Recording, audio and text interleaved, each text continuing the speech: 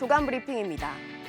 중앙일보는 조 바이든 미국 대통령이 이르면 현지 시간 오는 8일 중국 첨단 기술 분야에 대한 미국 기업의 투자를 제한하는 역외 투자 제한 행정명령을 발표할 예정이라고 보도했습니다.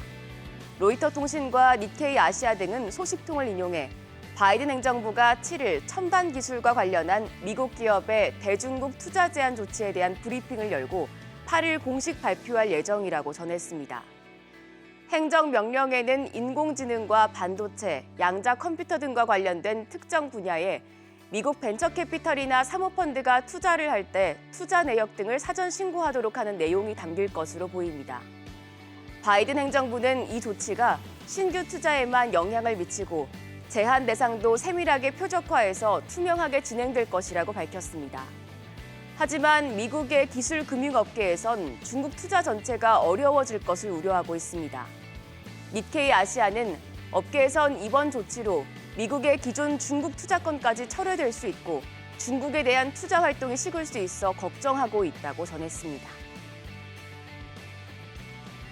한국경제신문은 일본 중앙은행인 일본은행이 출구 전략에 시동을 건 이후 일본의 장기금리가 10년 만에 최고 수준을 기록했는데도 엔화 가치는 떨어지는 이례적인 현상이 이어지고 있다고 보도했습니다.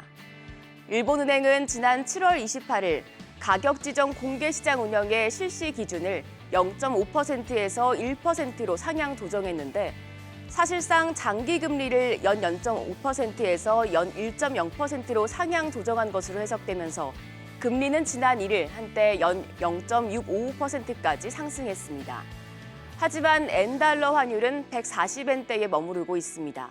10년 만기 국채금리가 연 0.62%를 넘은 지난 3일, 일본은행은 국채 매입에 나서 금리를 추가로 오르는 것을 막았는데요. 이때 엔화가 시중에 대거 풀리면서 엔화 약세를 부채질했고 미국의 신용등급 강등으로 달러가 강세를 보인 점도 영향을 미쳤다는 분석입니다. 매일경제신문은 중국이 올해 10월부터 증권사의 결산 준비금 납부 비율을 16%에서 13%로 3%포인트 낮춰 주식시장의 유동성을 공급한다고 보도했습니다. 중국 관영 신화통신 등에 따르면 중국 증권 등기결산 유한책임회사 CSDC는 최근 상품 인도결제 방식 개혁에 발맞추고 시장의 자금 사전 효율성과 결산 준비금 관리 수준을 높이기 위해 결산 준비금 최저납부 비율을 낮추기로 했다고 밝혔습니다. 결산 준비금은 증권사 등의 규정에 따라 의무적으로 적립해야 하는 증권 거래 비거래 자금으로 금융기관의 지급준비금과 유사한 성격을 띠고 있는 만큼 결산 준비금 인하는 지급준비율 인하와 비슷한 효과를 가져옵니다. 시장에서는 이 조치로 최대 400억 위안, 우리 돈 약 7조 3천억 원이 풀릴 것으로 내다보고 있습니다. 경향신문은 국제 유가와 세계 식량 가격 등이 최근 일제히 오름세를 보이면서 진정세를 보이고 있는 물가의 불확실성이 커지고 있다고 보도했습니다.